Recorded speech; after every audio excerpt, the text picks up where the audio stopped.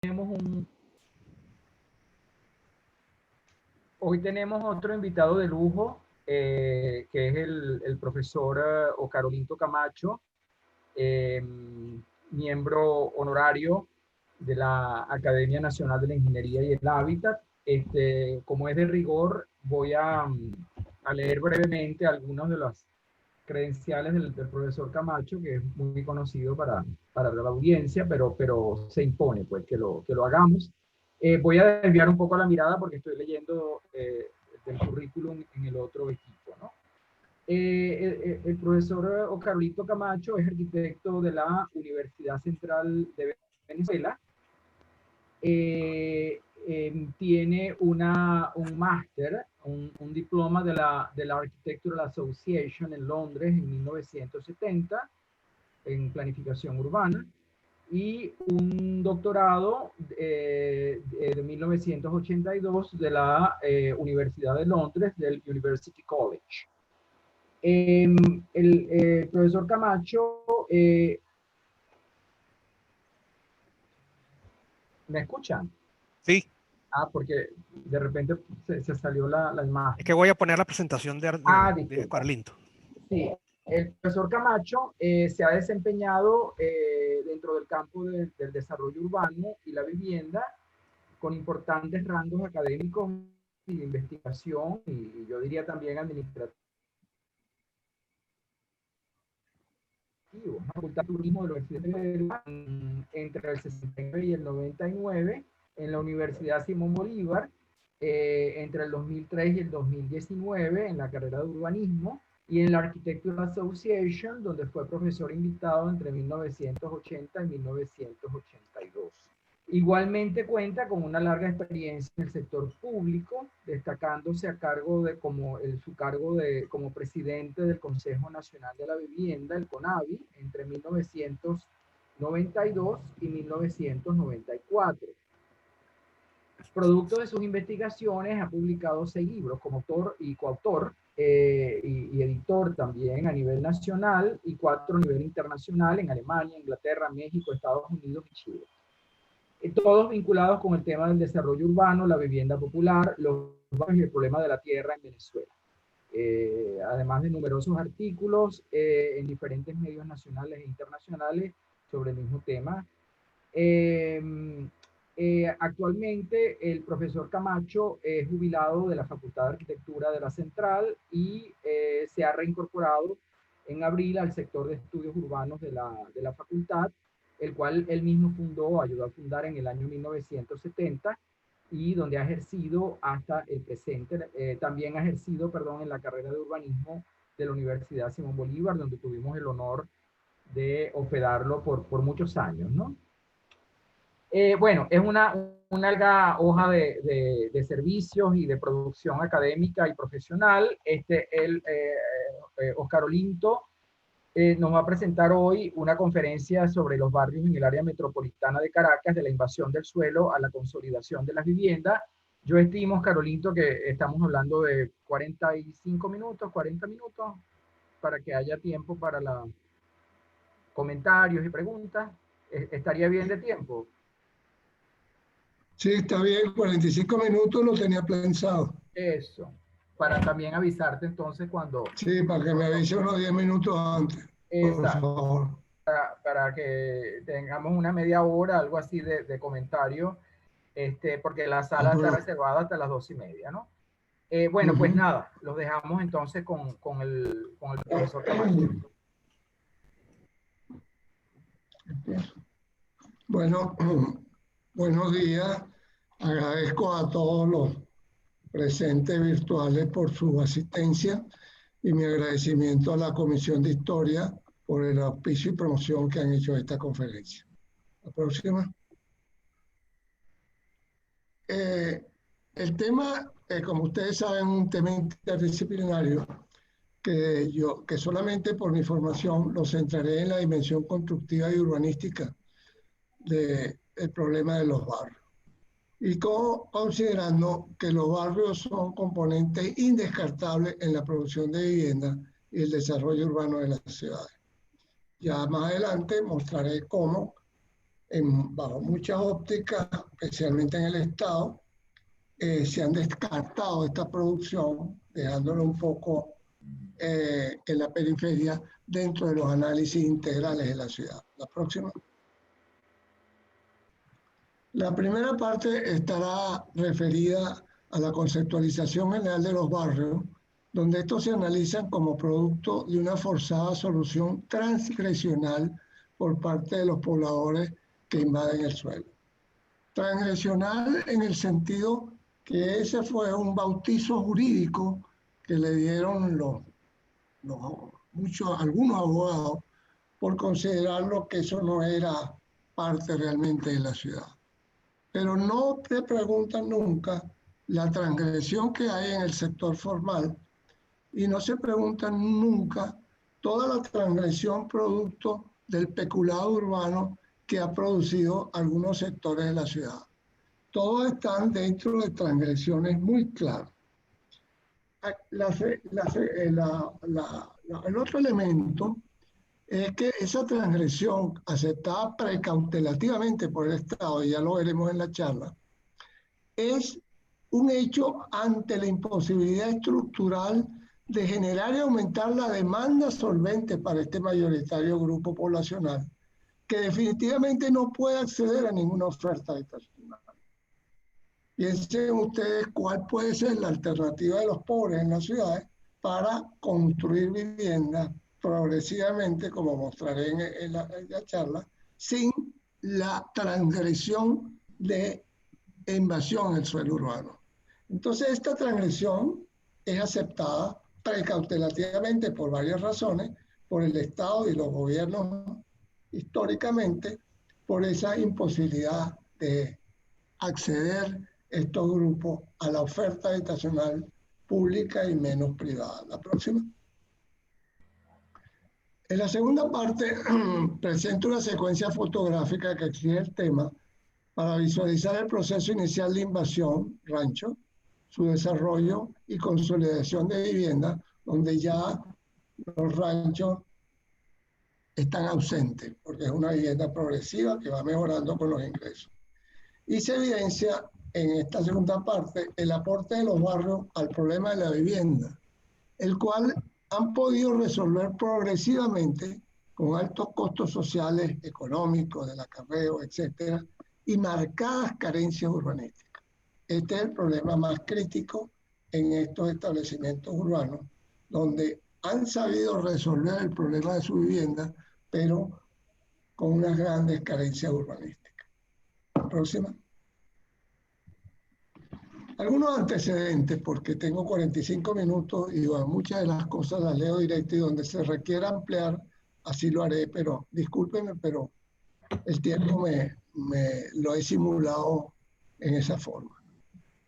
El abrumante e incontrolado fenómeno de urbanización impulsado por las expectativas de una riqueza súbita petrolera produjo en Venezuela en las décadas del 40 y 50 el mayor porcentaje de crecimiento urbano anual de Latinoamérica, 4.3. Esto no sucedió en ninguna ciudad latinoamericana por la expectativa, la próxima,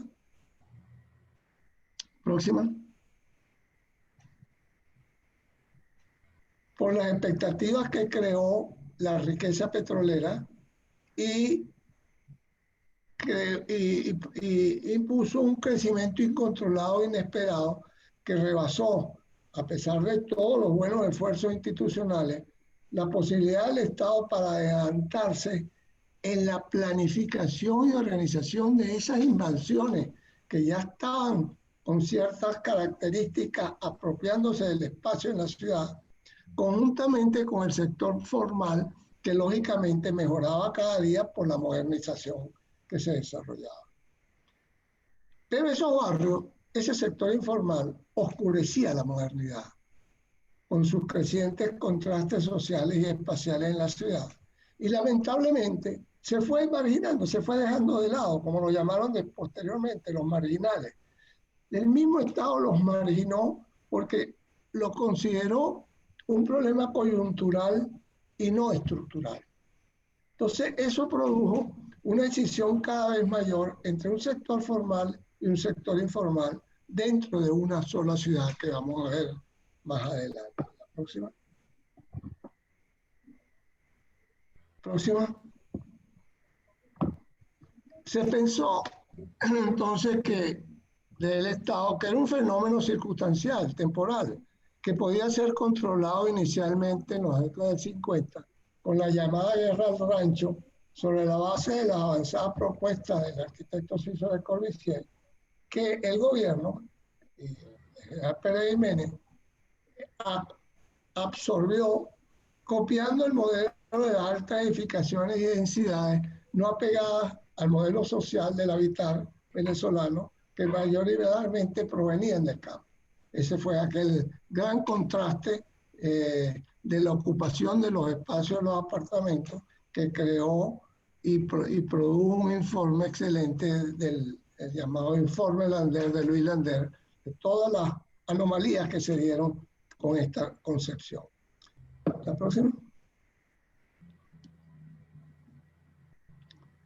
Pero siempre hay gente pensante en las sociedades y en ese momento, frente a un decreto presidencial de un dictador, un grupo de destacados profesionales presentó al gobernador de Caracas, Guillermo Pacanillo, que era general también, un informe sobre la solución al problema de los ranchos, porque en ese momento no estaba desarrollándose la vivienda progresiva y mayoritariamente eran ranchos. Leí este informe por la donación que le dio la Fundación Pedro Pablo Apuro a la facultad y que recogió el profesor Martín en Infodoc. Y tuve la suerte de revisarlo y no he encontrado un informe tan conciso, tan bien contextualizado y con conceptos que se adelantaron en Latinoamérica dentro del estado del arte del problema. Cuando uno leía literatura de otros países latinoamericanos, esta propuesta que van a ver era una propuesta muy vanguardista y muy adelantada, porque la calidad de esos profesionales era de gran notabilidad. La próxima. Próximo. Frente a ese informe de los clarividentes que llamo yo del año 51, verso a la guerra del rancho, esa comisión profesional presentó un informe con la siguiente recomendación. Fíjense ustedes lo que se presentó hoy y lo que estamos viendo posteriormente en 70, 80 años. Los barrios consideraron ellos que no son arrabales porque mejoran progresivamente. Se debe proveer la oferta y compra de tierra urbana en las ciudades atractoras de población, es decir, la prevención, ordenar la ciudad con urbanismo progresivo y parcela, que posteriormente, 16 años después, Robert McNamara lo incluyó dentro de los grandes problemas de Estado para las ciudades latinoamericanas. McNamara. Tercero, programas permanentes de mejoramiento y servicios básicos en los barrios. Clave, fundamental, que no ha podido cumplirse y que el Estado sigue con la gran deuda. Reubicación de aquellos barrios asentados en zonas vulnerables. Otra lógica tremenda. Y no contempla la erradicación, salvo casos especiales por inseguridad de sus pobladores y por ser un problema que no es de naturaleza atacable dentro del como lo proponía el decreto presidencial.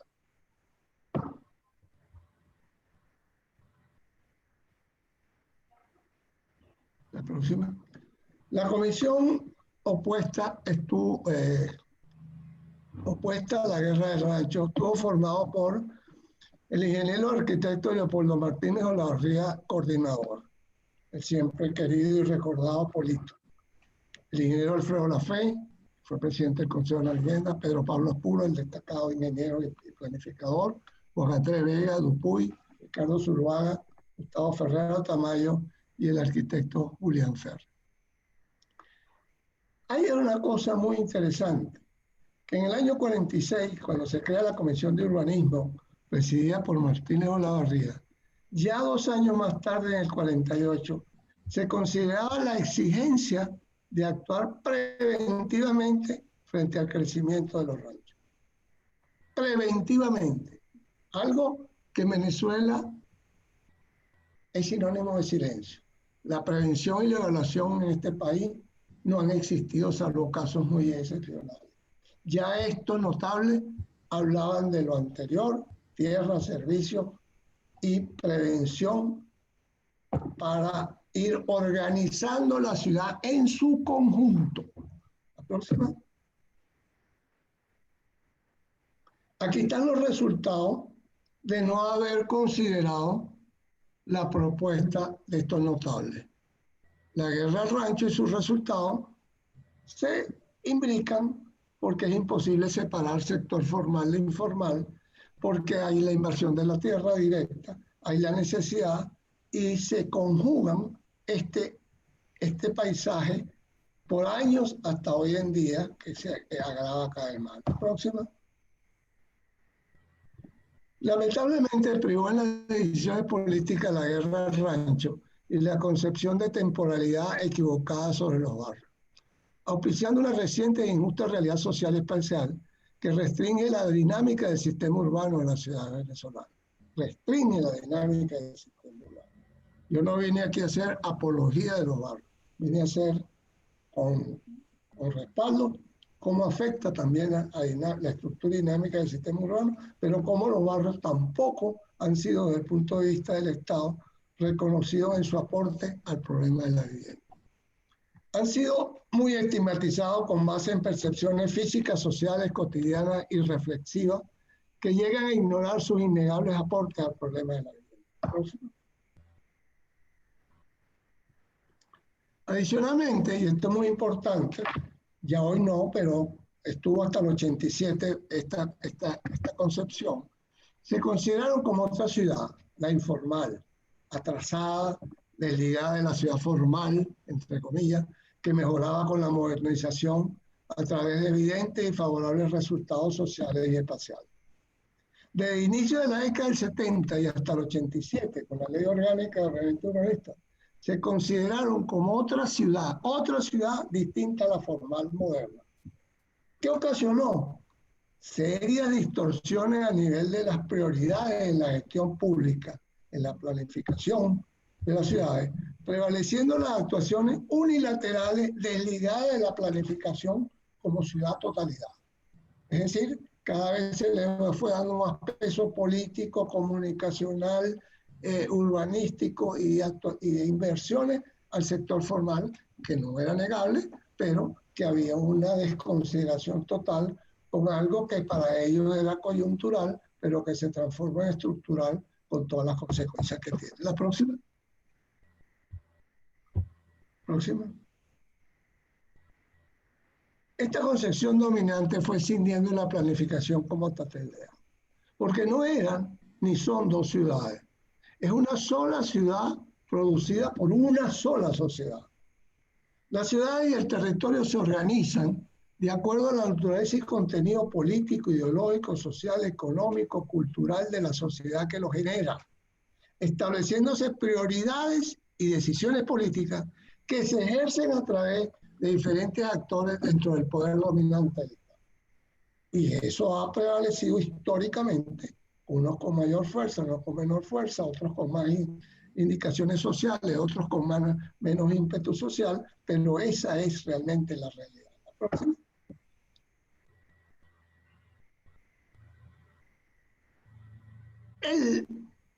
La ciudad es una sola, como se dijo anteriormente. No son dos ciudades. Esto es una ignorancia política y urbanística que privó por muchos años y produjo un tratamiento político diferenciado y urbanísticamente igualmente diferenciado.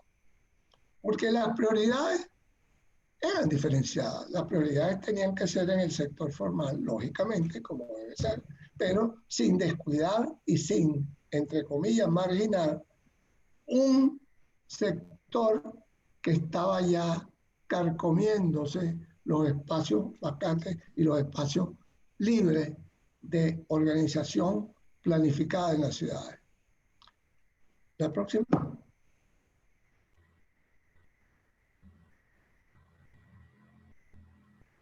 El sector informal, frente a esto, coexisten y seguirán coexistiendo dentro de una única ciudad segregada social y espacialmente, que requiere un pensamiento político definitivamente diferente y acciones urbanísticas diferentes que estén imbricando los dos sectores. No se puede seguir pensando en qué pasa en el sector informal mientras actúa en el sector formal, o viceversa. La ciudad es una totalidad y hay que verla, sus actuaciones políticas, como tal. Próxima. No se puede entonces ignorar esa relación del espacio y la sociedad, porque es una constante histórica producida por la sociedad. Es decir, cada ciudad tiene una organización que responde a la naturaleza política e ideológica de la sociedad que la genera. Y esto es histórico. Fíjense, 344 años antes de Cristo, Aristóteles decía que en un régimen, cuando la forma de gobierno se altera y se hace diferente, forzosamente se puede pensar que la ciudad no es la misma. Espacio-sociedad. Y actualmente, en el 65, el maestro Villanueva dijo algo que nos grabó a todos en nuestras clases de urbanismo, cuando hablábamos solo de la ciudad, lo formal y lo estético. Muchachos, más importante que conocer el futuro de la ciudad es conocer el futuro de la sociedad. Próxima. Algunas cifras, indicadores muy rápidas, porque no voy a ya tengo 15 minutos.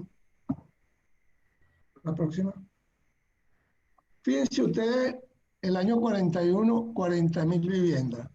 En el año 2011, 70 años después, 53% de la población del país.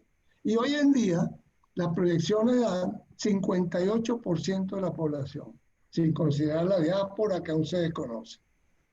Ese fenómeno que se creía circunstancial y coyuntural y que no se le dio el peso a esas intelectuales que sabían de ciudad, de urbanismo, produjo una catástrofe urbana tremenda de desorganización en esos dos sectores que nunca pudieron conjugarse. La próxima.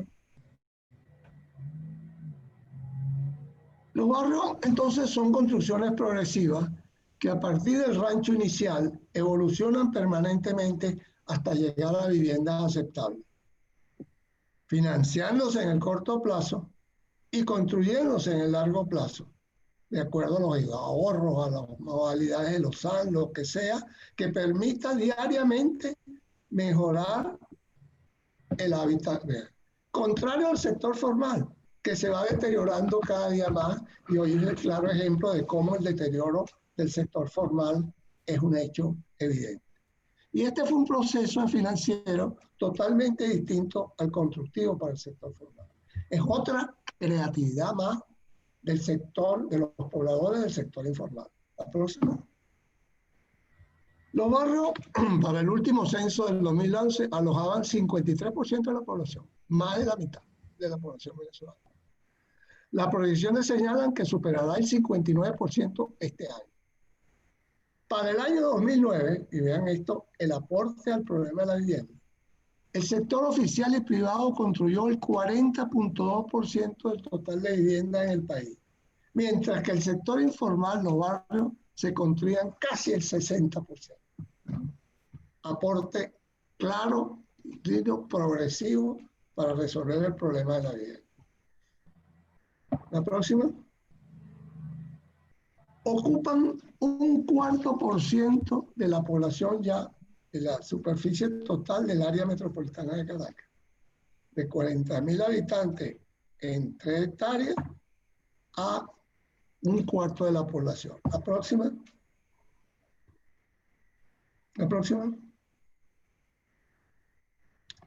Este aporte al problema de la vivienda, con todas sus deficiencias urbanísticas y ambientales, no ha sido reconocido históricamente en el verbo político, empresarial, militar, menos en el militar, por lo que pasó con el programa de habilitación física de barrio que comenzó Chávez excelentemente con Josefina Baldó, Federico Villanueva y el ministro de Desarrollo Urbano. fue contrario a la mentalidad militar que le contrapuso a Chávez volver a las edificaciones de altura para resolver el problema de la vivienda. Y eso ha auspiciado un estigma predominante hacia los barrios. La próxima. Su exclusión social, creo yo que no es política porque votan, económicamente tienen una economía informal, culturalmente tienen una cultura propia, pero creo que la exclusión social se evidencia es a través de la deficiencia de condiciones de servicio, equipamiento, vialidad, accesibilidad de transporte. Porque la vivienda mejora progresivamente y en 30 años es una vivienda aceptable en un entorno muy vulnerable ambientalmente, urbanísticamente. Pero para los pobres, su problema no es la vivienda. Su problema es el empleo, los servicios, el equipamiento, seguridad, sobrevivencia. Es un hecho real que en los barrios existe y crece la inseguridad, delincuencia y aumento la pobreza en estos sectores. Eso es indudable. Yo no vine a hacer apología de los barrios. Ahí hay una realidad que se demuestra gravemente el informe en COVID-17, la próxima. La cifra del COVID de hace 2-3 años, elaborado por 6 universidades nacionales, perdón, demuestra que en el país existía en el 2017 un 84.5% de pobreza. Y dentro de esa pobreza, el 62% era crítica. Fíjense a los niveles de pobreza que llegamos en los 17, ni hablemos del 20, para no llegar a cifras realmente desconocidas, que no han sido publicadas ni conocidas. Pero no obstante, con esta pobreza, el valioso aporte de los pobladores en su espartano esfuerzo por resolver su techo, aquí hablo techo y no de vivienda, pero es realmente desplazado públicamente, tanto por el sector oficial como en muchos grupos del sector privado. Es decir, no hay el reconocimiento, que ya vamos a hablar, que es un término de la profesora Carolina Bolívar, no hay un reconocimiento de los aportes de los pobladores a la ciudad. No lo hay. Yo siempre le decía a mis estudiantes una frase de hace muchos años, que a lo mejor algunos recuerdan. ¿Qué hubiera pasado en Venezuela si no hubieran existido los barrios? ¿Se acuerdan de Pepe Ganga? Bueno, ¿qué hubiera pasado en Venezuela si no hubieran existido los barrios? Tuvieran, como muchas ciudades de la India, durmiendo la gente en las plazas, en los parques abarrotados, porque no han tenido las facilidades, el clima y las condiciones venezolanas. La próxima. Pobreza vinculada a ingreso y calidad de empleo. Fíjense cómo va subiendo esto, pero de una forma casi exponencial. 38, 52, 75 en el 15, 82 en el 16 y no tengo los datos para el 20. Pero seguramente supera el 82%. Donde 2.5 millones de jóvenes no reciben educación escolar ni universitaria. Y más de la mitad de los residentes viven en barrios. El próximo. Esta injusta realidad incide cada día más en el funcionamiento de la estructura y dinámica urbana de las ciudades, convirtiéndose a mi juicio y en su conjunto en el problema para mí más álgido del urbanismo de la ciudad. Se requiere, se exige el reconocimiento de los barrios. Verbo y acción que conocí por primera vez con mi fraternal amiga Yolinda Bolívar, que hablaba del reconocimiento hace muchísimos años como pionera de estos estudios en el país. Era necesario reconocer para incorporarlo como ciudadanos a la estructura social y espacial del próximo. Voy a apurarme un poquito porque ya tengo...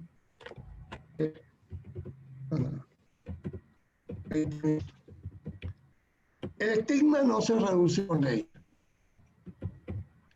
A pesar de todos los esfuerzos de buena intención, con la Ley Orgánica de Ordenación Urbanística en el 87, es cuando por primera vez se reconocen a los barrios como parte de las ciudades que los contienen.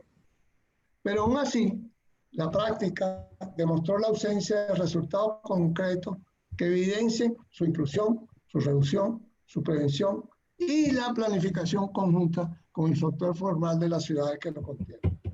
Al haber el reconocimiento claro, estos aspectos deberían estar presentes y resolviéndose. La próxima.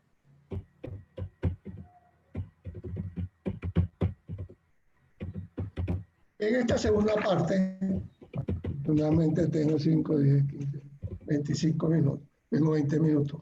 Presentaré una secuencia fotográfica que exige este tema, para no dejarlo en teoría, el impacto realmente del desarrollo de los barrios, para visualizar el proceso desde el inicio de la invasión de los ranchos, su desarrollo y consolidación, analizando su aporte al problema de la vivienda, el cual han podido resolver progresivamente con grandes vulnerabilidades y carencias urbanísticas. Próximo.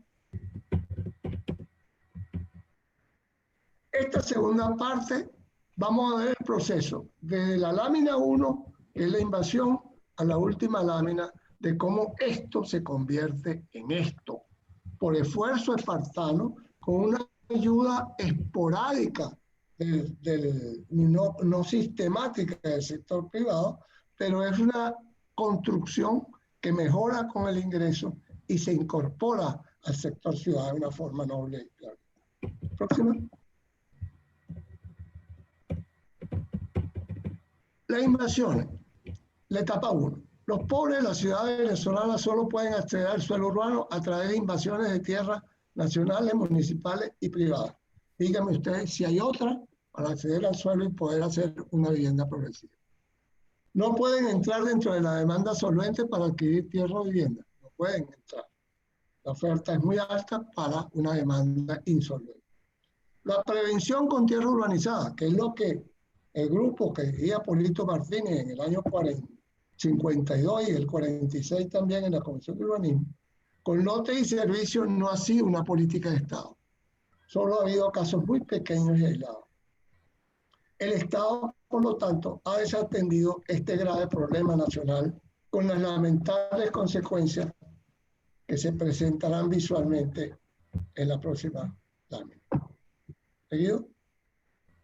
La invasión es la única forma que tienen los pobres de acceder al suelo. No hay otra.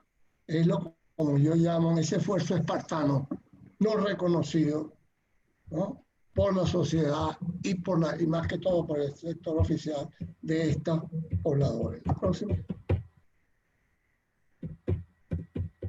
No se detienen y organizan progresivamente nuevas y continuas invasiones, sin asistencia técnica urbanística dentro del sector que invade la ciudad. Fíjense ustedes cómo van progresivamente banqueando su pertenencia del suelo para montar el rancho y tener la posesión de el suelo y de su propiedad como tal. La próxima. El rancho cada día va mejorando dentro de un entorno urbano con carencias básicas. Mis amigos, el rancho no lo quiere ni quien lo construye. Y eso lo vamos a demostrar acá. Va mejorando cada día.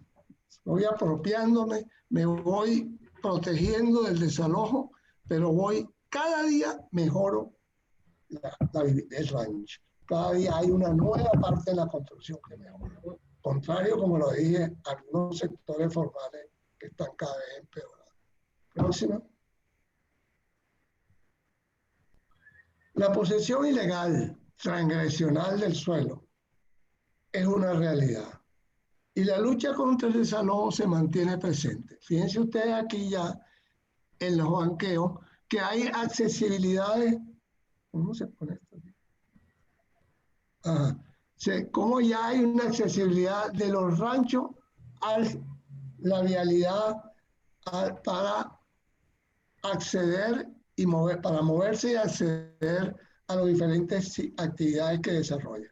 Están cercanos a servicios, cercanos a conjuntos oficiales, pero va cada vez mejorando. La próxima. Progresa con materiales perecederos y en algunos casos con servicios cercanos al sector formal, donde coexisten ranchos con viviendas en desarrollo. Hay una coexistencia de esa vivienda progresiva. Y ubican sus invasiones en lugares determinantes, clave, precisos. Muchos de ellos nos hemos dado cuenta en la universidad de que cumplen con algunos preceptos de la teoría de Brian Goodall, clásica sobre teoría residencial, en cuanto a la ubicación residencial de estos pobres, sin saber quién es Brian Goodall. Posiblemente creen que es un teacher de los Yankees. La próxima.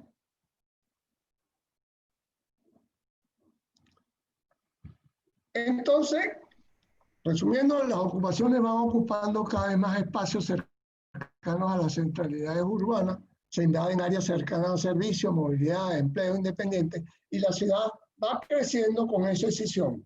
El sector formal, moderno, avanzado, que llegó a un momento en Venezuela que era ejemplo latinoamericano y del mundo, a un sector desagregado, desasistido, marginado, entre comillas, que no tuvo la prioridad para acompañar dentro de un nivel de inversiones, no igual quizás al formal, al sector informal para evitar el caos que se ha dado con esta situación. La próxima. Algunos ejemplos que les traje yo de invasiones colectivas que quiero mostrarles. El Estado, históricamente, ha estimulado las invasiones desde el poder. No sé si recuerdan este personaje, gobernador de Carabobo, el general Acosta Carles. Pues él habló y en su gobierno de que invadir no era un delito. A partir de ahí, las invasiones, no tengo las cifras aquí, subieron de una forma descomunal. Igual cuando Chávez dijo que si yo era pobre y no tenía que comer, yo asaltaba, yo robaba. Estas declaraciones totalmente desconsideradas, ilógicas, sin ningún razonamiento, dieron pie a que el problema se exacerbara cada vez más. La próxima.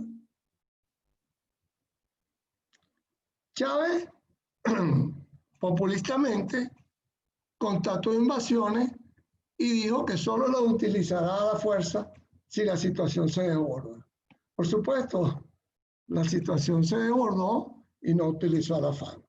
¿Por qué? Porque, como decía al comienzo, son medidas carcelativas, que tú estás en un empeño político por un modelo a imponer y tú no puedes proselitistamente y por actuar en la forma que lo declara. Próximo.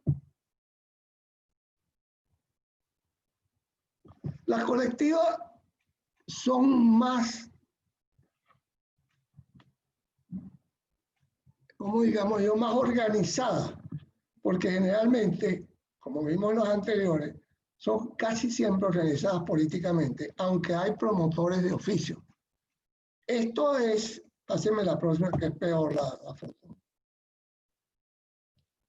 Próxima. Esta es una organizada, la anterior. Esta es una organización conectada en el Alto de la Vega. Esto está a 10 minutos a pie del Metro de La Paz, entre La Vega y la Panamericana. Fíjense en la apropiación del suelo, y nosotros en la facultad, en el sector, hicimos un grupo de arquitectos, unas posibles ayudas para organizar esas invasiones, de manera de dejar el espacio para la escuela, el colegio, pero la gobernación se opuso porque fue un decreto inmediato de desalojo que no pudo desalojar, que no pudimos actuar nosotros con asistencia técnica y que se creó el crecimiento caótico como tal. La próxima. Fíjense los pobladores. Eso no es Biafra, eso es Venezuela, hace 22 años, en la invasión colectiva como está. Y esto pasa con ustedes de Alto de la Vega y son viviendas ya casi consolidadas. Próximo. ¿Están o no están aportando al problema de la vivienda? ¿Están o no están negando el Estado y el sector privado su aporte al problema de la vivienda? La segunda etapa, hay un desarrollo precario de hábitat, muy precario, fundamentalmente inicialmente por las comunidades y los grupos de las llamadas callapas, donde coexisten diferentes formas de vivienda progresiva. Del rancho allá la vivienda con bloques en tendencia a la consolidación. La próxima. Próximo. Coexisten diferentes etapas de vivienda progresiva. No, la anterior. La anterior. Fíjense ustedes, desde la vivienda bloque, la vivienda con bloque frisada, el rancho de invasión con pocos tiempos, algunos servicios hechos por ellos con escaleras, el hábitat va mejorando con grandes carencias porque no es planificado y las ayudas de los servicios en los barrios ya consolidados han sido de ruego después de 30 o 40 años por el Estado. Próxima.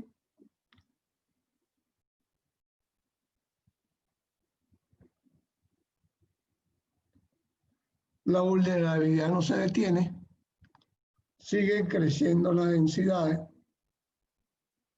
hay problemas desde el punto de vista geológico de todo tipo que crea una bomba de tiempo, una posible calamidad metropolitana.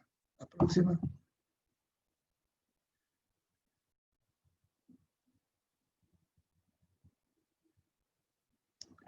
Hoy el rancho ha desaparecido en la gran mayoría de los barrios después de 30 años, pero surgen condiciones crecientes para una indeseable calamidad metropolitana.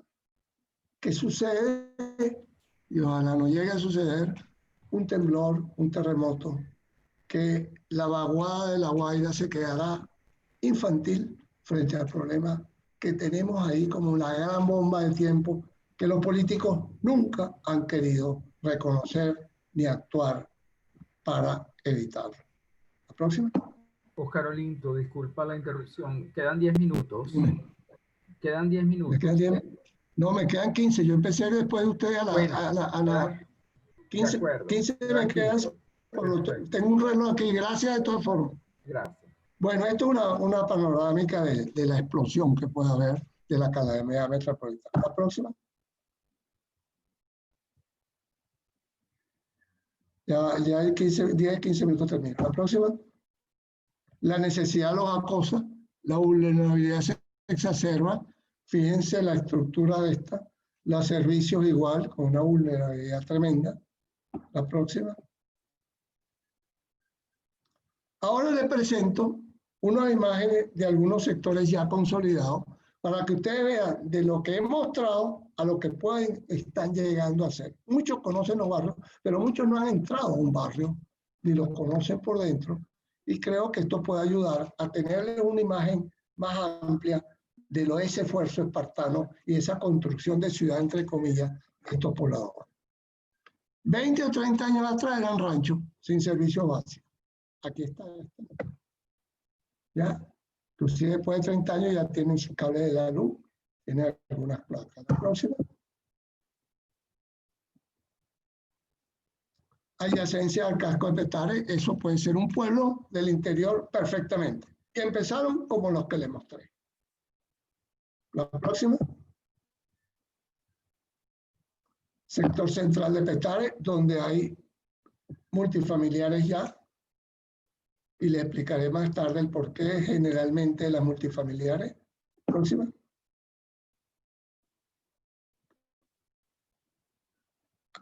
Acción gubernamental, un bulevar en Antímano como espacio público en su movilidad real, muy plausible. La próxima.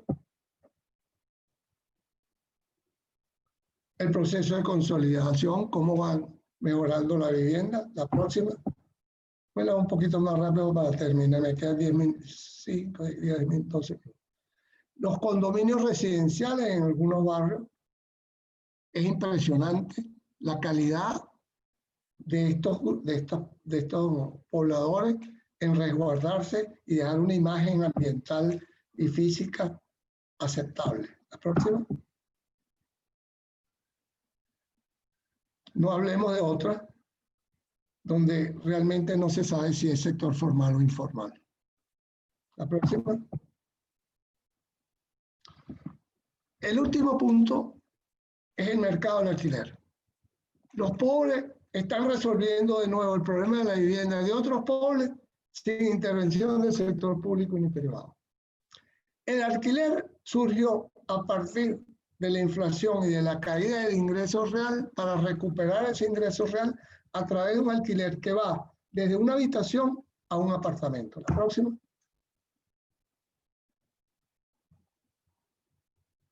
Este edificio, ahí en frente de la Inspectoría del Tránsito,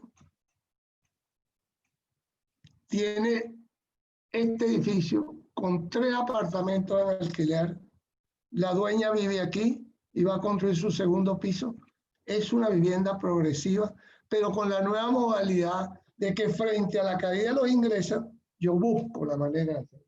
Un poco lo que se está haciendo hoy con las familias que están inventando de hacer churros a vender lo que sea, porque esa es la necesidad. Y esa es la necesidad que han tenido por más de 80 años los pobres dentro de un estigma desconsiderado e injusto, me parece a mí. La próxima.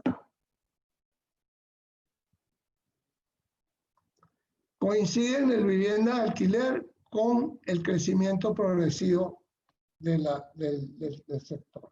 Se van uniendo y posiblemente aquí habrá alquiler también. La próxima.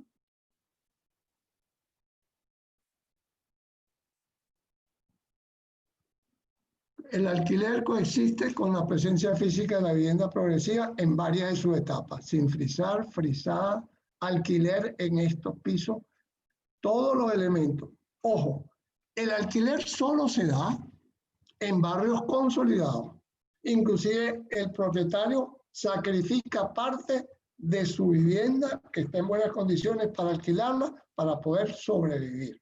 En un mercado informal donde impera más la palabra, hay una investigación posterior del doctor Briceño donde ya hay un mercado formal con títulos de propiedad, pero en el momento que nosotros investigamos esto, que publicamos el libro sobre alquiler y propiedad, todo era verbal de la confianza y la solidaridad. La próxima.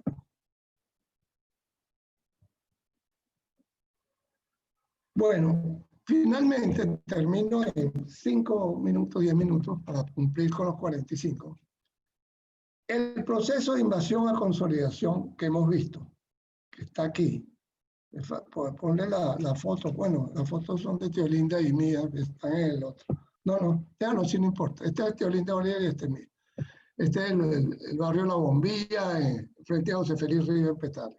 Y este es el que acabo de mostrar donde hay alquiler y donde está la parte más moderna de los avances de esta gente. El indudable aporte progresivo de los pobladores de los barrios al grave problema de vivienda en Venezuela, bajo la modalidad progresiva de construcción en largo plazo y financiamiento permanente en el corto plazo, va dependiendo de sus ingresos, es producto, da como producto este resultado. Próxima. Algunas conclusiones, termino 5 minutos. Creo que me doy 40 y está bien.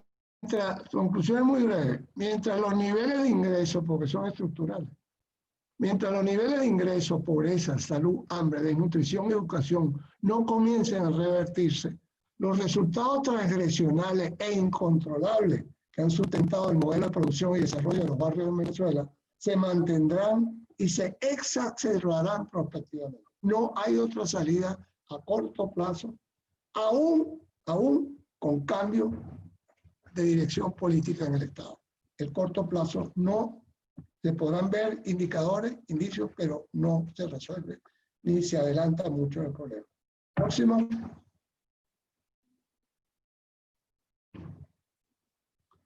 Las inversiones en la vivienda progresiva se reducirán debido a que hoy sus prioridades han cambiado. Ya la prioridad no es la vivienda progresiva, su urbanismo, su seguridad, no. Son la sobrevivencia, la pandemia, el desempleo, las necesidades básicas satisfechas. Entonces, se deteriorará también el stock de los barrios, como se está deteriorando el stock del sector formal. Por primera vez veo yo conjuntamente sector formal e informal con algo en común, su deterioro progresivo. Su deterioro progresivo. La próxima. Lamentablemente. Esta restricción va unida a la escasa oferta de tierra planificada territorialmente, sugerido en el 48, y la ausencia de una política de Estado permanente que permite otorgarle la prioridad que exige hoy el 58% de la población del país. La última. O la cuarta, perdón, porque después hay una final. Y fundamentalmente, el Estado debe incorporar en su prioridad política el reconocimiento de sus valores. Reconocimiento que es un concepto mucho más amplio que manejó la profesora Teolinda Bolívar en un interesante artículo en una revista donde ella hablaba una mirada desde los barrios, con el profesor Pedrazzini, donde en ese reconocimiento se deben establecer políticas, programas y acciones urbanistas conjuntas con el sector formal dentro de la ciudad venezolana. Si no, no hay reconocimiento. Y no hay reconocimiento tampoco en lo personal y en lo económico, o sea, de los grandes esfuerzos por construir ese sector de la ciudad bajo una visión del Estado totalmente invisible. Reconocimiento que debe superar el traqueado verbo de los actores políticos. El lunes fue el Día del Hábitat y me leí íntegra la declaración. Vuelve a ser las mismas declaraciones de los mismos políticos con deseos, aspiraciones, pero sin actuar políticamente. Esto es un problema de naturaleza política, de prioridad política, donde debe darse un problema de Estado permanente con características de atender a esa población que lo merece. Y poder convencer progresivamente a su mayoritaria población que la ciudad y su hábitat también les pertenecen. Para finalizar, la última lámina, vuelvo con el título de Villanueva, porque la sociedad es la que hay que cambiar. Más importante que conocer el futuro de la ciudad es conocer el futuro de la ciudad. Y finalizo planteándonos que debemos mantener el optimismo para crear futuro y estructurar una sociedad con una visión política que reivindique el derecho a la ciudad, el derecho de todos en la ciudad. No el derecho parcial, el derecho de todos a la ciudad como bastión ineludible del progreso urbano. En la ciudad está el progreso, no en el campo. Como hablaba Chávez, revertir la urbanización, la vuelta al campo. Esos son atrasos ideológicos y mentales. Donde el reconocimiento de los barrios debe ser una inexorable exigencia en la nueva praxis política del Estado venezolano. Muchas gracias. 40 minutos. Gracias a ti, Oscar Olinto, por la conferencia, además por el manejo del tiempo tan británico que has hecho, tan puntual. Se oyen los estruendos de los aplausos que los acompañan, y por ahora tenemos aquí una pregunta en agenda de la profesora Josefina Flores de la Universidad Simón Bolívar, ¿no? Que dice: ante un posible cambio político en el país, ¿cuáles considera que deberían ser las primeras acciones a llevar a cabo para mejorar la calidad de vida en los barrios del área metropolitana? Bueno, primero que nada, como dice Alfredo Silento, hay que comenzar a producir para comer. Porque todos comemos, pobres y ricos, y todos están... La producción agrícola, producir en el país, es fundamental para poder tener la sobrevivencia. Si tú tienes sobrevivencia, tienes posibilidades de actuar. Pero con hambre, con miseria, con todos los problemas que tenemos, por eso yo, independientemente de que pueda haber un cambio en el Estado, no es de la noche a la mañana. El país requiere, y le recomiendo el título ese de la ponencia de ese Silento, de que no es reordenar el territorio, no, que reordenar es producir en el territorio, porque el hambre Nunca le ha llegado a estos extremos. Y después se verá con los sectores formales e informales en la ciudad. Sí, tenemos otra pregunta acá, pero antes de ello quería hacer notar a las personas que están levantando la mano que quizás sea más conveniente, si no les importa, que escriban la pregunta en el chat, porque es más fácil para leerla al profesor y así también queda registrado en la grabación de la conferencia, ¿no? Muriel Ramírez da las gracias al profesor Oscar Olinto, un placer volver a escucharlo. Entendiendo y valorando el aporte de los habitantes de los barrios y teniendo en cuenta el inmenso impacto económico y social de la pandemia a nivel nacional, ¿piensa usted que programas de entrenamiento vocacional para habitantes de los barrios para mejorar y consolidar las zonas populares puede ser una solución para emplear un buen número de habitantes de los barrios al mismo tiempo mejorando no solo el barrio, pero también las zonas más formales de la ciudad? Claro, mire, todo lo que ayude a organización en los barrios, todo lo que ayude a lo que nunca lo han ayudado, que sus organizaciones, porque son producto de ellas, son bienvenidas. El problema está que, como yo le planteé tanto, las prioridades han cambiado. Como dice Muriel, que te mando un saludo, Muriel, las prioridades han cambiado y la prioridad hoy en día es la sobrevivencia. Yo no sé cómo puede una gente que no come, que come una vez al día, va a tener mentalidad para estar pensando en organizaciones que no conduzcan a su mantenimiento físico y alimenticio. Yo creo que eso tiene validez, pero creo que va a tener problemas desde el punto de vista de las prioridades de los habitantes, porque no están sino en cómo sobrevivimos, qué inventamos. Así como está el sector formal, qué invento para el rebusque, así está peor el sector informal. Ya. Yo voy a leer varias preguntas que están acá, 3 por lo menos, para ver si quizás puedes dar una respuesta en conjunto o bueno, tú la estructuras de la mejor manera que consideres.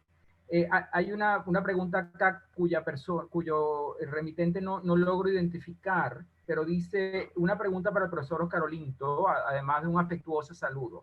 ¿Qué estrategias pueden ser efectivas para reducir la barrera de la formalidad a los sectores informales, para que puedan acceder al suelo al menos? ¿Ok?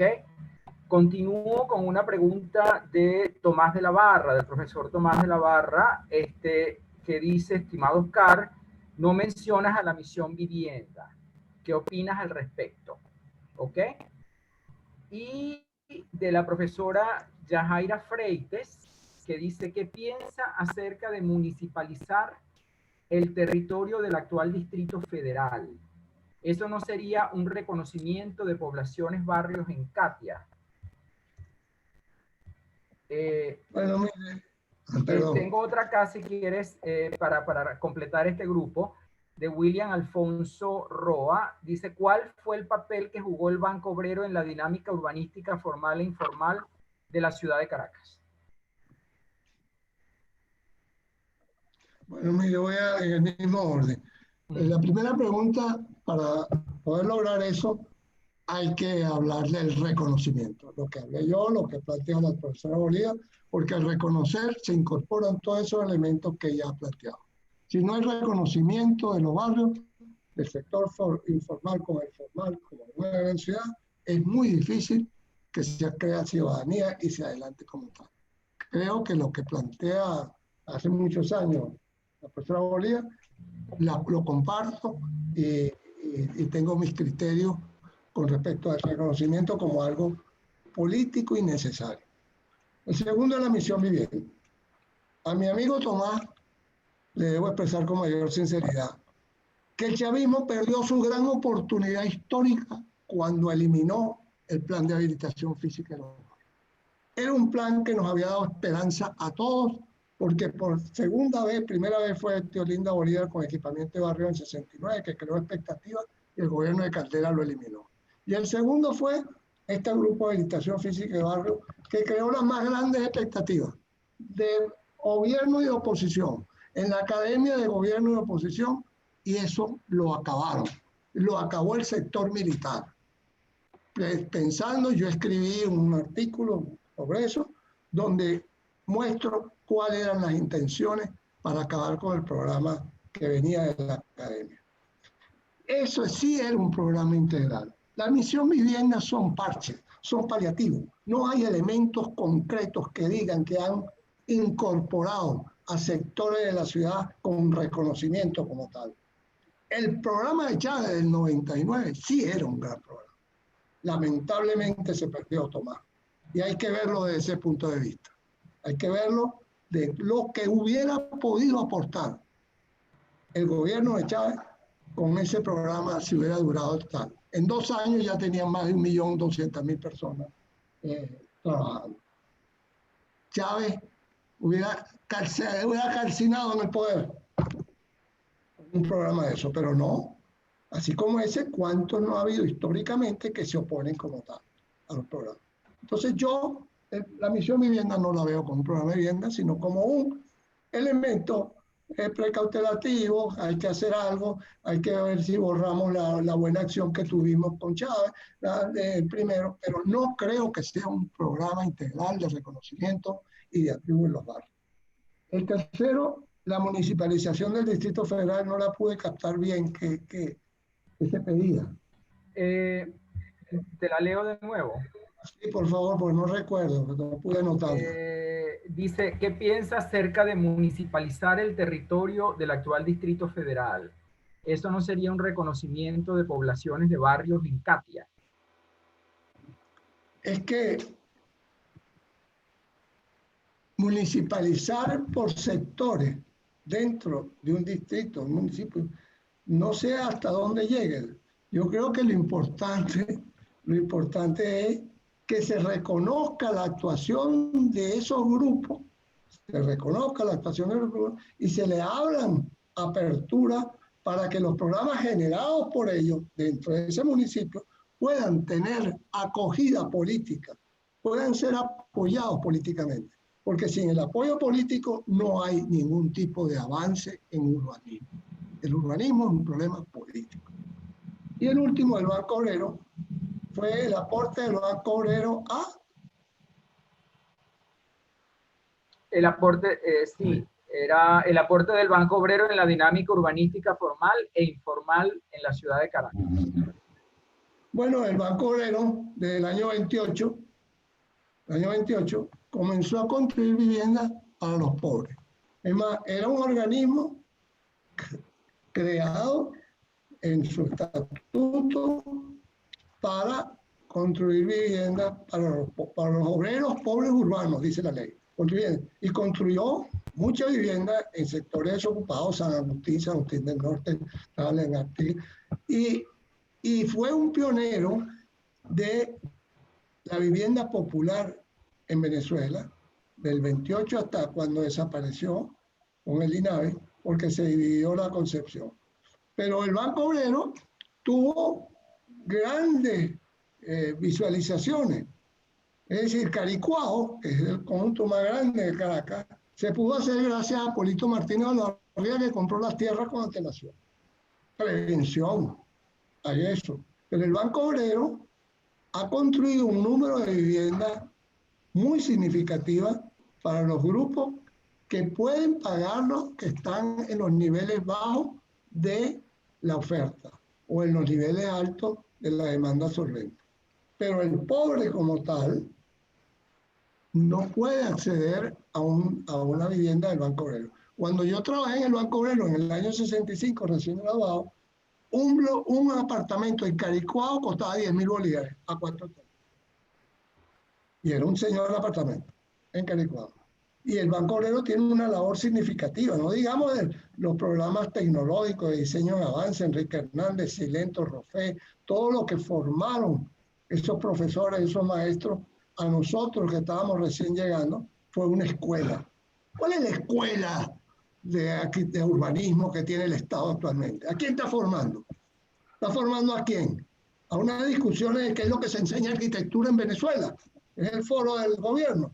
¿Qué es lo que se enseña arquitectura? ¿Qué me interesa a mí qué es lo que se enseña arquitectura? A mí me da cosas concretas, chicos. Concretas. ¿Qué se ha hecho en la arquitectura, en el urbanismo, en estos 20 años? ¿Qué es lo que se ha hecho? Eso es un poco mi respuesta. Sí, tenemos aquí otro grupo de preguntas, ¿no? De Christopher Correia, que dice: felicitaciones por la ponencia. ¿Podría profundizar la relación entre pobreza y hábitat? Igualmente sobre cómo la dualidad de la ciudad se transforma en exclusión social. ¿Ok? Pobreza y hábitat. Sí, y cómo la dualidad de la ciudad se transforma en exclusión social. El profesor Lorenzo González Casas dice que, como siempre, es una excelente presentación de Oscar Olinto Camacho. Pregunta: de acuerdo a las cifras que mencionas, ¿no será que la distinción entre formal e informal se va desvaneciendo a medida que vamos entrando nuevamente en el siglo XIX? ¿Ok? Por aquí está Cruz Camacho. Completo algo, creo que ya había preguntado antes, no lo habíamos podido identificar completo, le pido excusa, y dice: aparte de lo citado, el impacto ambiental que produce la invasión de suelos. Pregunta por el impacto ambiental que produce la invasión de suelos.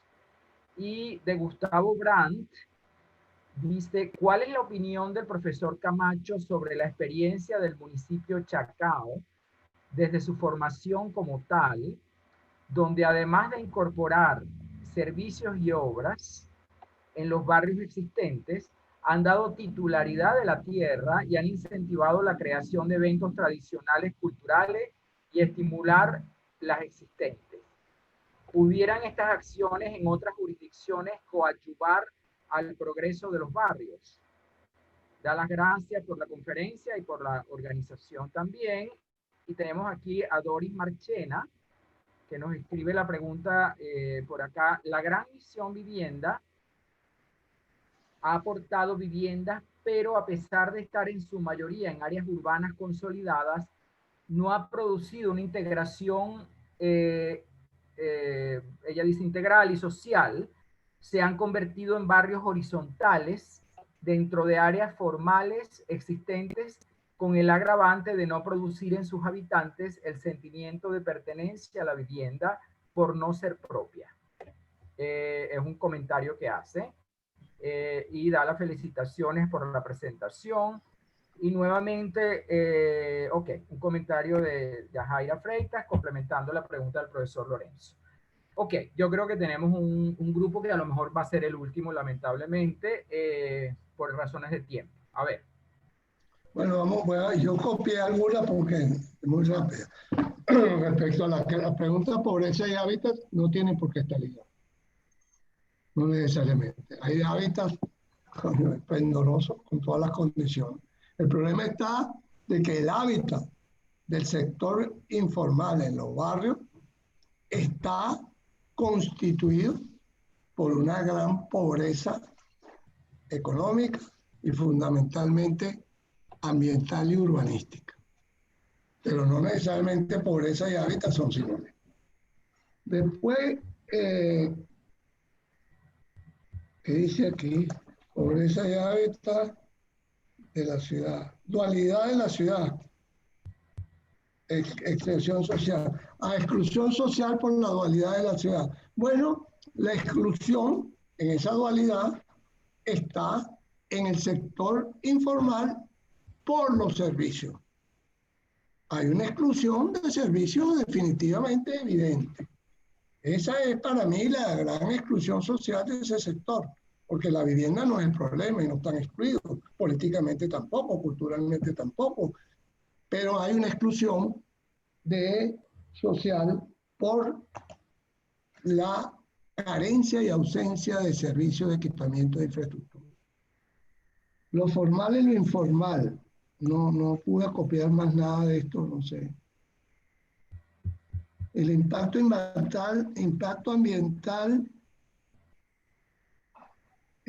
ambiental, bueno, yo no soy ambientalista, pero basta ver algunas de las fotos de cómo hace 30, 40 años la arborización y toda la parte del ambiente era aceptable, y hoy en día que no existe nada, el ambiente, la basura, la vialidad, los servicios, todo tiene una repercusión que impacta la parte de la imagen ambiental.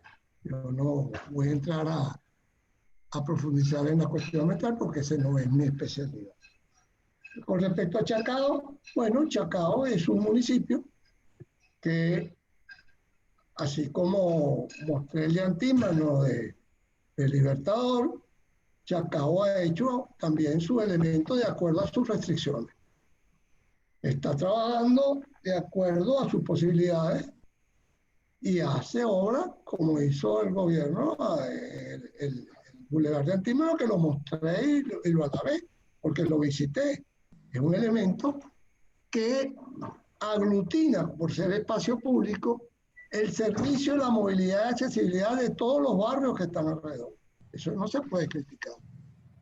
Lo que yo sí critico es las políticas parciales, puntuales, proselitistas, que negaron totalmente la concepción de Chávez en el 99. Y además actúan dentro de sus posibilidades. Cada municipio tiene presupuestos, unos más, unos menos, pero tienen el gran problema de que siguen actuando separadamente. No hay una cohesión municipal metropolitana para poder unir y organizar y jerarquizar los esfuerzos por las rivalidades políticas que todos conocemos y que existen y que no deben existir en la ciudad.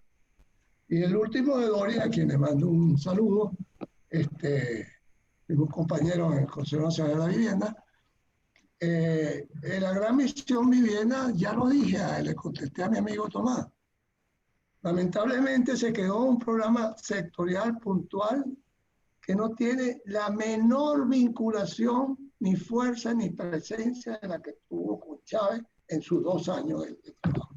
Y yo tengo que ser lo más claro posible. Yo no puedo estar defendiendo uno por ese amigo, no. Creo que esa es la situación. La gran visión vivienda no tiene la fuerza y la coherencia de estructurar la ciudad donde han actuado. Bueno, hay 2 preguntas aquí finales que creo que nos colocan en otros horizontes que nos quedan unos pocos minutos, pero la primera dice: en la presentación hemos visto el ejemplo de los barrios de Caracas. ¿Podría hacer algún comentario o mostrar ejemplos de otras zonas del país, cómo ha evolucionado Maracaibo, Valencia, etcétera? Esta pregunta la hace Manuel, no alcanzo a ver a Manuel, si es Manuel Silva Ferrero o Manuel Delgado, pero en todo caso gracias por la pregunta. Y después dice Jesús Rodríguez, pregunta si sabe cuánto es la penetración de Internet en los barrios. ¿Qué uso le dan a Internet? ¿La utilizan para aumentar las posibilidades de incrementar sus servicios, sus ingresos económicos? ¿Ok? Perdón. Bueno, la pregunta de Manuel, presentar otra zona para mí me es imposible, porque yo he dedicado mis investigaciones, todas las que he hecho en el barrio, al área metropolitana de Caracas por las facilidades que hay como tal. Hay una investigación que hicimos con Santiago de Chile, Río de Janeiro y México, pero son contextos distintos. Eso financiado por el IRC de Canadá de Motagua. Pero no puedo lamentablemente presentarle ningún barrio del interior, salvo fotos aisladas cuando voy. Por algún motivo tomo alguna foto, pero eso no tiene ninguna organización como tienen las que hoy presenté. Lamentablemente, Manuel, no puedo complacerlo porque me siento totalmente desasistido de esa información. Y la última que tengo es con las... ¿Qué dice? El Internet. La penetración de Internet con los bancos. Mire, yo tampoco he medido eso, ni se ha medido, Pero lo que sí les puedo decir por razones de conversaciones con habitantes de barrio, es que cuando se fue la DirecTV, la queja permanente de todo el personal de servicio, de los edificios, de los abastos, de todo, eran unas quejas tremendas. Porque pareciera que hay una conexión, un escape. Yo no sé si desde el punto de vista comercial también lo están haciendo, ojalá, pero dentro de este encierro, dentro de esta ansiedad y en esta angustia, salir de la televisión local focalizada en mensajes gubernamentales fundamentalmente, es realmente neurótico, en mi criterio.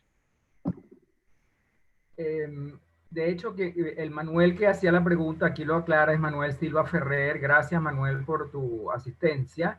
Y él manda saludos, claro, al profesor Oscar Olinto, al igual que lo hace Irma Lovera, que le da las gracias por la oportunidad de conocer los planteamientos lúcidos del profesor, y un afectuoso saludo. Bueno, yo creo que hemos tenido una muestra muy rica, muy sugerente de preguntas que nos han colocado en diferentes ámbitos. Yo quería simplemente como comentario decir a un planteamiento que hizo Oscar Olinto con mucho énfasis sobre en la ponencia sobre la necesidad de pensar que la ciudad es una y no es dual, que no son dos ciudades. Claro que esto es interesante porque nos remite a un viejo debate, como tú sabes, Oscar Olinto, en América Latina en el segundo tercio del siglo XX, cuando la dualidad urbana estuvo muy discutida, no solamente desde el punto de vista, o muy en el tapete, no solamente desde el punto de vista, digamos, de las aproximaciones institucionales y de las políticas, sino también por el debate sociológico, que tuvo mucho que ver con esta concepción de la ciudad dual, que en buena medida estuvo asociada, podríamos decir, en el segundo tercio del 20, a la etapa del modelo desarrollista en América Latina, ¿ok? Entonces, o sea, o estuvo en tensión, mejor dicho, porque el modelo desarrollista en cierta forma trató de justamente de obliterar, de minimizar eso, pero la tensión se estableció con la dualidad de esa ciudad. Y ese debate, como sabemos, pues tenía mucho que ver con las concepciones en boga en el periodo, la concepción de cultura de la pobreza, que tuvo mucho eco, sobre todo en la antropología, y la concepción de la marginalidad urbana, que estuvo dominante, podríamos decir, hasta comienzos de los años 80, hasta que fue cuestionada desde el punto de vista económico y político desde diferentes perspectivas. Pero lo que quería hacer notar es que, claro, el tema de la ciudad dual, que fue un gran tema en el ciclo desarrollista de América Latina, tiene mucho que ver con los debates que se dieron en las academias, en las ciencias sociales también, no solamente digamos, en las aproximaciones políticas e institucionales al problema. No sé, bueno, yo creo que estamos muy bien de tiempo para cerrar y dar de nuevo las gracias al profesor Camacho por su conferencia. Quería recordar, como ya lo dije en un mensaje aquí en el chat, que la conferencia estará disponible en unas semanas a través del canal YouTube, que se puede acceder desde el sitio web de la Academia Nacional de la Ingeniería del Hábitat, en la sección de comunicaciones, en eventos y conferencias, ¿ok? Y de hecho ya las conferencias anteriores de la Comisión de Historia, organizadas por la Comisión de Historia con la Universidad Católica, están disponibles, así como otras organizadas por la misma academia, ¿no? Entonces, ya creo que podemos entonces despedir, darle de nuevo las gracias a Oscar Olinto. Probablemente no vamos a tener otra conferencia por este año, pero para enero ya estamos preparando un nuevo menú. ¿Ok? Gracias a todos por su asistencia. Gracias a ustedes. Hasta luego. Gracias.